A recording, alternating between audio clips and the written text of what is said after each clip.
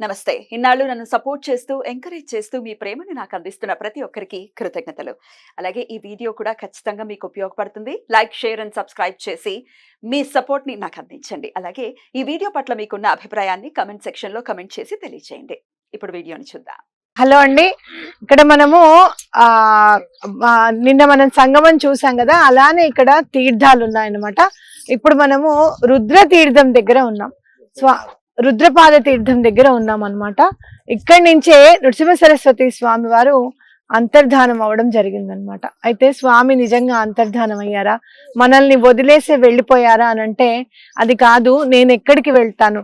నృసింహ సరస్వతి స్వామి అవతారానికి, మనకి దశావతారాల్లో ఉన్న నరసింహస్వామి అవతారానికి ఒక పోలిక ఉంది. 10 అవతారాల్లోనూ దశావతారాల్లో లక్ష్మీ నరసింహస్వామి అవతారం మాత్రం చాలించలేదు స్వామి.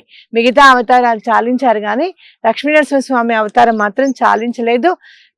ప్రత్యక్ష దైవము పిలిస్తే పలుకుతారు స్వామి అనడానికి ఎంతో మందికి నిదర్శనాలు ఉన్నాయి. అలానే మన నృసింహ సరస్వతి యతీంద్రులు కూడా, శ్రీపాద శ్రీవల్లభులు కూడా వాళ్ళ అవతారాన్ని చాలించలేదు, గుప్తపరిచారన్నమాట. అంటే స్వామి ఇక్కడ సశరీరంగా కాదు, సూక్ష్మ రూపంలో స్వామి ఉన్నారు అని చెప్పి ఎన్నో నిదర్శనాలు మనకందరికీ కూడా వినపడుతూనే ఉంటాయి. అయితే ఇక్కడ మాకు వచ్చిన మా గ్రూప్ అందరికీ కూడా రుద్రపాద తీర్థంలో ఒక ఆయన ముసలాయన టెంట్ వేసుకొని ఉన్నారన్నమాట. ఆయన చాలా అంటే ఇట్లా యాత్రలు అవి తీసుకెళ్తూ ఉండేవారట. ఆయనకి సడన్ గా ఒకసారి పెరాలసిస్ వచ్చింది.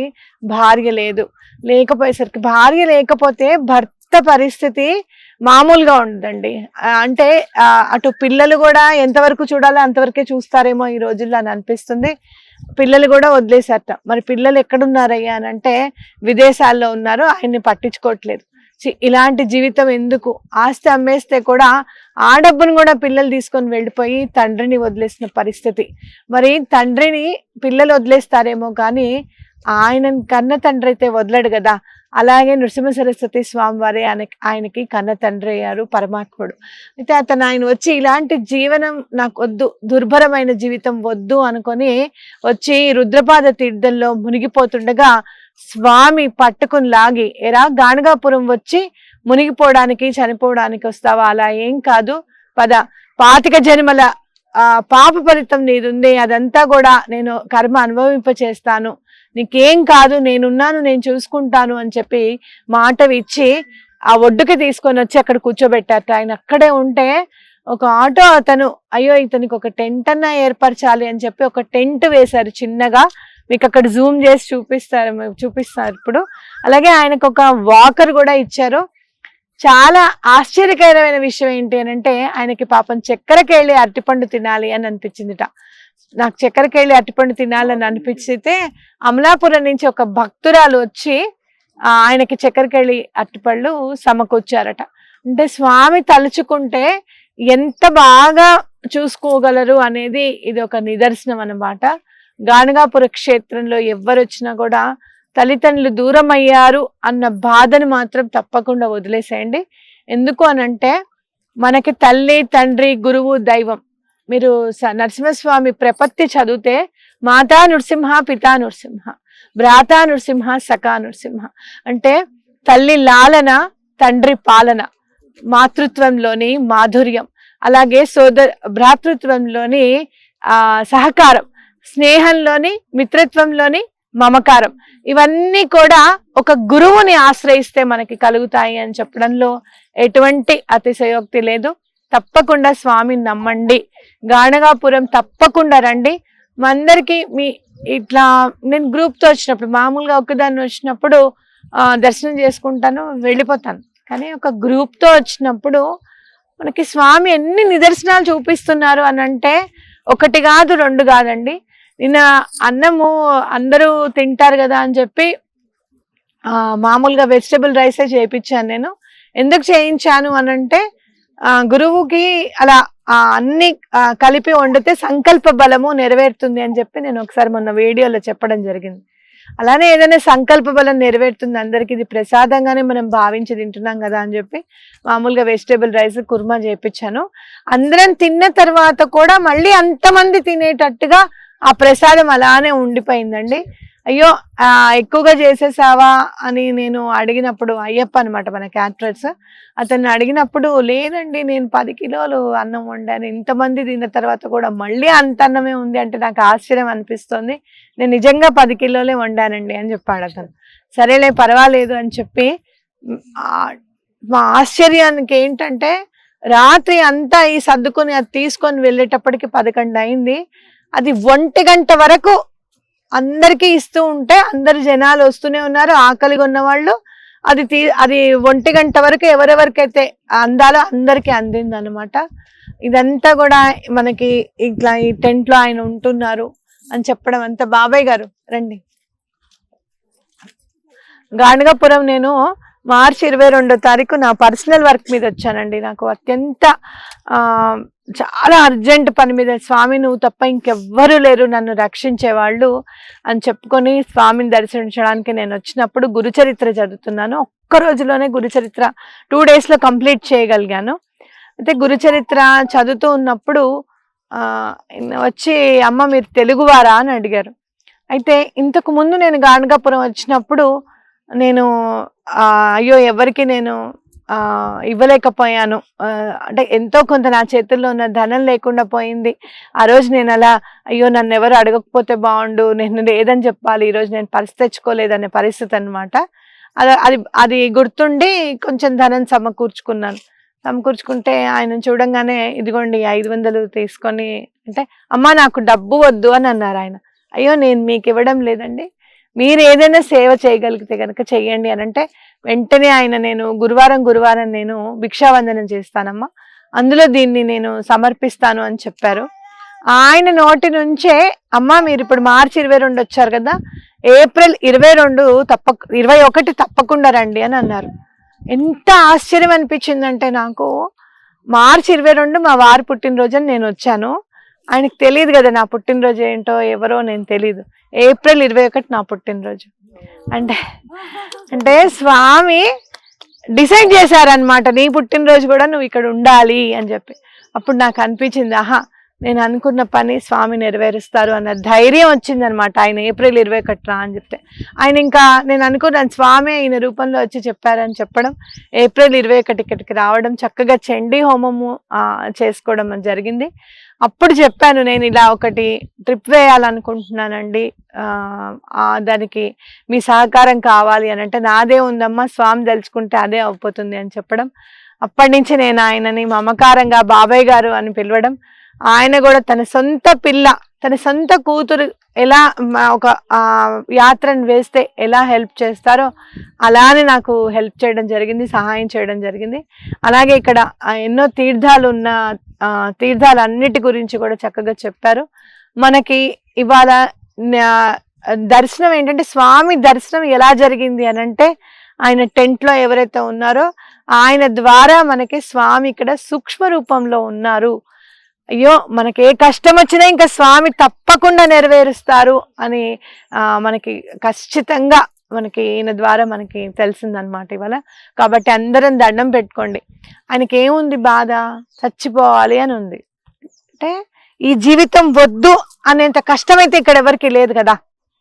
కోరికలు ఉన్నాయి, అయ్యో ఈ కోరిక ఉంది, అయ్యో అమ్ముంటే బాగుండేదే, ఈ టైంలో నాన్నుంటే బాగుండేది. నాకు అనిపిస్తుంది అరే ఇంత మంచి పేరు సంపాదించుకున్నానే, మా అమ్మ మా నాన్న ఉంటే ఎంత సంతోషించేవారో కదా అని అనిపిస్తుంది.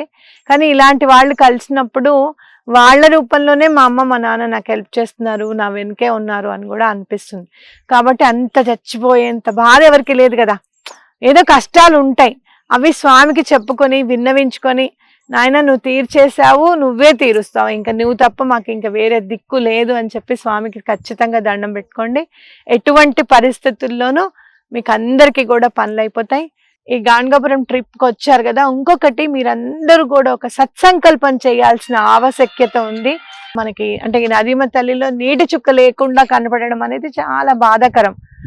అయితే పాపాలు కూడా అలా పెరిగిపోయాయా అని అనుకుంటే కనుక మీరందరూ కూడా చేతులు మొక్కి గంగమ్మ తల్లికి, అమ్మ నీరుని ప్రవహింపజేయి తల్లి, పాపాలన్నీ తొలగిపోవాలి అని అంటే నీరు మాత్రమే క్లెన్స్ చేయగలుగుతుంది మనని. పంచభూతాల్లో గాలి ఎక్కువగా వీచింది అనుకోండి నుంచోలేం, జ్వాల దగ్గరికి వెళ్ళలేం. ఒక్క జ్వాల మనం ఏం చేయగలుగుతుందంటే అప్పుడప్పుడు మనం హోమాలు చేసుకుంటే హవిస్సు గనక మనకి ఇస్తే ఆ అగ్నిభట్టారకుడు దేవతలకి సమర్పిస్తాడు, అంతవరకు ఓకే. కానీ ఇమీడియట్ గా మనం క్లెన్స్ అవ్వాలి అని అంటే గనక వాటర్ చాలా ఇంపార్టెంట్, నీరు చాలా ఇంపార్టెంట్. కాబట్టి ఇక్కడ సంగమంలో నీరు లేదు అని అంటే అవాక్కయ్యాను అనమాట నేను, అయ్యో అని చెప్పి. అయితే ఏదైనా కూడా పంచభూతాలు చాలా ఫాస్ట్ గా మాట వింటాయండి. ఎటువంటి పరిస్థితుల్లోనూ తప్పకుండా వర్షాలు పడేలాగా చూడాలి, వర్షాలు పడాలి అని చెప్పి మేము అనుకుంటే విత్ ఇన్ సాయంత్రం మేము ఇక్కడికి వచ్చేటప్పటికి, మేము సంగమానికి బయలుదేరుతున్నప్పటికే వర్షం కురిసిందనమాట. కాబట్టి నాకు అనిపించింది తప్పకుండా ఈసారి మీరు దర్శనం చేసుకునే లోపల ఇక్కడ నదీమ తల్లి సస్యశ్యామలంగా నిండుగా కనపడాలని చెప్పి అందరూ దండం పెట్టుకోండి. ఇంకొక విన్నపం ఏంటి అని అంటే, మీరు ఇక్కడ స్నానం చేయడానికి వస్తారు కదా, ఆ స్నానం చేసిన బట్టలు ఇక్కడ వదలకండి. మనకి చాలా బ్యాడ్ నేమ్ వస్తుంది, మహాపాపం అంటుకుంటుంది. ఇంకోటి నేను ఎప్పుడు కూడా రెండు ఆలోచిస్తా, పాపం అంటుకుంటుంది ఒకటి, రెండోది మనకి చెడు పేరు రాకూడదు. మీ తెలుగు వాళ్ళే వచ్చి ఇక్కడ బట్టలన్నీ వదిలేస్తున్నారండి అని చెప్పినప్పుడు చాలా బాధ అనిపించింది నాకు. అదేంటి, ఒక క్షేత్రం పరిడవిల్లాలి అంటే తెలుగువాడు ఉండాలి. మీరు గుర్తుపెట్టుకోండి, అది నా మాట ఎక్కడైనా కానీ అది మాత్రం పక్క. ఎందుకు అని అంటారా, మనం వస్తాం కదా క్షేత్రంలో, అయ్యో ఈ పూజ చేయించుకుందామా, అయ్యో ఇప్పుడే కదా మనం వచ్చాము, ఇక్కడే కదా ఉన్నాము, అది ఎంత ఖర్చైనా పర్వాలేదు చేయించుకుందాం పూజ అని చెప్పి మనం ముందుకు వెళ్తాము. తప్పకుండా స్వామికి సమర్పించుకోవాలన్న ఆలోచన మనకి తెలుగు వాళ్ళలో ఉంటుంది అనేది నా ప్రగాఢ విశ్వాసం. నాకు ఒకళ్ళు ఖచ్చితంగా చెప్పారు, ఏమండి మేము ఈ ప్రాంతం వాళ్ళం ఆ ప్రాంతం వాళ్ళము, క్షేత్రం పరిడవిల్లాలి, సస్యశ్యామలంగా ధనంతో సమృద్ధిగా ఉండాలి అంటే మీ తెలుగు వాళ్ళు ఉండాలండి అని చెప్పి నాకు ఖచ్చితంగా చెప్పారు ఆయన ఒక 4 years బిఫోర్. కాబట్టి మీరు తప్పకుండా గుర్తుపెట్టుకోండి. అలాంటి మనం ఎవ్వరం కూడా, తెలుగు వాళ్ళనే కాదు, ఎవరు చూసినా ఎవరికి అర్థమైనా కూడా, ఏ క్షేత్రంలోనా ఏ నది దగ్గర అయినా కూడా స్నానం చేసిన తర్వాత ఆ బట్టలు విడవకూడదు. శని పోతుందనో లేకపోతే నెగటివ్ ఎనర్జీ పోతుందనో అని అంటున్నారు. పొరపాటును కూడా అప్పటిదాకా మనం శరీరానికి కాపాడిన వస్త్రము మన నెగటివిటీని ఎందుకు తీసేస్తుందండి, ఒక్కటి ఆలోచించండి. అది దానికి ఏ వస్త్రానికైనా కూడా లక్ష్మీదేవికి ఎంతైతే ఇంపార్టెన్స్ ఇస్తామో బట్టలకి కూడా అంతే ఇంపార్టెన్స్ ఇవ్వాలి. ఎందుకు అనంటే మనని కాపాడుతుంది. మామూలుగా మీకు ఏమైనా ఏం చెప్తాను నేను, ఒక పేపర్ ఉందనుకోండి, చాలా జాగ్రత్తగా, మీరు ఎక్కడైనా గోల్డ్ పెట్టారు, ఆ గోల్డ్ రిలీజ్ చేసుకున్న తర్వాత వాడు కవర్లో ఇచ్చాడు, ఆ కవర్ పడేయకండి అని చెప్తాను నేను. అది ఎక్కడైనా కూడా ఊరికే డస్ట్బిన్లో అట్లా పడేయకండి, ఏదన్నా తొక్కని జాగాలో వేయండి అని చెప్తున్నాం. అలాంటి కవర్కి అంత ఇంపార్టెన్స్ ఇచ్చినప్పుడు బట్టలకి ఎంత ఇంపార్టెన్స్ ఇవ్వాలనేది మనం నేర్చుకోవాలి. ఇక్కడ నేను చూశాను బాబాయ్ గారు, ట్రక్కులతో ఇట్లా లేపితే ఆ ట్రక్ లేవలేకపోతుందండి ఆ బట్టలు తీయడానికి. అంటే ఒక రాయినైనా లేపగలిగే శక్తి ఉన్న ట్రక్ ఆ బట్టల మూటల్ని లేపలేకపోతుంది అనమాట. అన్ని బట్టలు వదిలేసి వెళ్ళిపోతున్నారు. ఆ ఎత్తేవాడు కానీ చేయించేవాడు కానీ వాళ్ళంతా తిట్టుకుంటూ ఉంటే కూడా మనకు తగులుతాయి అవన్నీ కూడా. కాబట్టి బట్టలు విడిచేద్దాము అనే కాన్సెప్ట్ మాత్రం మర్చిపోండి టోటల్గా. ఎప్పుడైతే నదీమ తల్లిలో మీరు స్నానం చేస్తారో ఆ నెగటివిటీ అప్పుడే వెళ్ళిపోతుంది అనమాట. అట్లాగే ఇంకోటి, చేతులెత్తి దండం పెడితే నదీమ తల్లికి తప్పకుండా వింటుంది.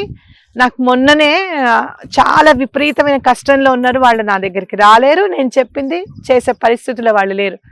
మీరు ఎక్కడున్నారండి అంటే నేను కాశీలో ఉన్నానండి అని చెప్పారు. అయితే ఇంకో మాట కాదు, మీరు వెంటనే గంగమ్మ తల్లి వైపు పెట్టి 2 చేతుల దండం పెట్టి, నేను ఈ పరిస్థితిలో ఉన్నాను, కాపాడాల్సింది నువ్వే అని చెప్పి ఆ నదీమ తల్లికి దండం పెట్టుకోండి. తప్పకుండా మీ ప్రాబ్లం సాల్వ్ అవుతుంది అని అంటే 2 months లోపల ఆయన సాల్వ్ చేసి, మీరు ఎలా చెప్పారో మీరు ఏం చేశారో నాకైతే తెలీదు, నేనైతే మీరు చెప్పినట్టుగా 2 చేతులు ఎత్తి దండం అయితే పెట్టుకున్నాను, నా ప్రాబ్లం సాల్వ్ అయిందని చెప్పారు నాకు. అదన్నమాట. కాబట్టి నదీమ తల్లికి కూడా చక్కగా మీరు దండం పెట్టుకోండి. ఎటువంటి పరిస్థితుల్లోనూ ఇప్పుడున్న నది లేదు అని మీరు అనుకోకండి. భూమి లోపల అంతర్గతంగా ఆవిడ ప్రవహిస్తోంది అనమాట. ఆవిడకే దండం పెట్టుకోండి. ఈసారి నేను వచ్చేటప్పటికి సస్యశ్యామలంగా కనపడాలి అని చెప్పి ఆవిడకి దండం పెట్టుకోండి. ఇప్పుడు మనం గురుచరిత్ర పారాయణ కూడా చేసుకుందాం. అలాగే ఎవరెవరికి ఏ అధ్యాయం వచ్చిందో కూడా ఆ అధ్యాయం కూడా తీసుకొని మేము ఈ సమస్యలకి ఇంటికి వెళ్ళిన తర్వాత ఆ అధ్యాయం మళ్ళీ చాలా సావకాశంగా అంటే లీజర్గా, సావకాశంగా అంటే లీజర్గా కూర్చొని అదంతా చదువుకొని రాసుకోండి. ఆ ప్రాబ్లం మీకు తప్పకుండా సాల్వ్ అవుతుంది. ఓకే, అవధూత చింతన శ్రీ గురుదేవ దత్త. బాబాయ్ గారికి కూడా చాలా కృతజ్ఞతలు అన్నమాట.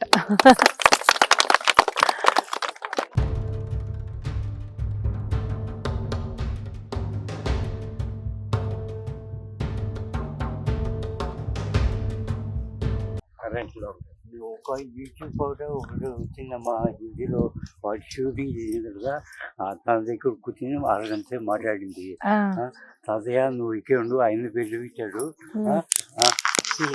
నేను కూర్చోలేని వాడిని ఒక సంవత్సరం without any medicine, without any doctor, yes cured అమ్మా.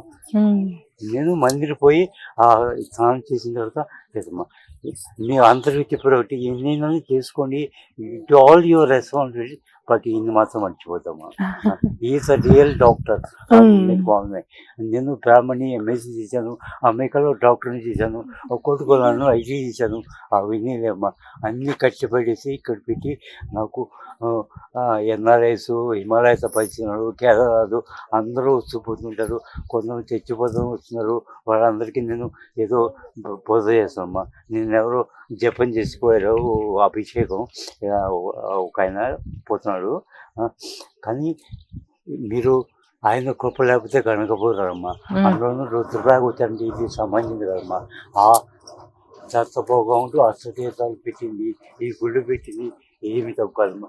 నేను కూడా జబ్బు కోసం ఆల్ ఓవర్ ఇండియా 12 రోజులు తీసి అంత పోతుంటే ఈయన కష్టపడేసి ఇక్కడ వచ్చాను. చదువుకున్న వాళ్ళు మగవాడికి ఒకటే చెప్తున్నా, గుళ్ళు వచ్చి ఒక సంవత్సరం మాట్లాడుతున్నా, you have to respect women అమ్మా. స్త్రీని గౌరవించకపోతే ఏమీ లేదమ్మా. ఆ గుళ్ళు చిత్రం రాసింది 13వ తోటి ఆ స్త్రీ ధర్మాలు, పతివ్రత ధర్మాలు వేరమ్మా. You have to respect women. She's the best finance minister in the house. అమ్మ మాతృమూర్తి మా షీఈస్ ద నేచర్. ఆవిడ లేకపోతే ఏమీ కాదమ్మా. ఆవిడ తర్వాతే గురువు గారు సార్ అమ్మా. ఆడపాలు మాత్రం బాగా చదివిస్తున్నారమ్మా. You have to sky's limit అనుకోండి, ఎంత చదివిస్తే అంత మంచిదమ్మా. She's far superior than a man. ఆ అమ్మగారు ఆడపిల్లలు మనకన్నా చాలా ముందున్నారు, మీకు తెలియదు. బాంబేలో ఏ ఫ్యాషన్ ఉందో అన్నీ కూడా మీ ఊళ్ళో ఉంటాయమ్మా. మగవాడికి 4 చేతిలో 4 కిలోలు ఇచ్చి 9 గంటలు మొయ్యమంటే మొయ్యగలరా?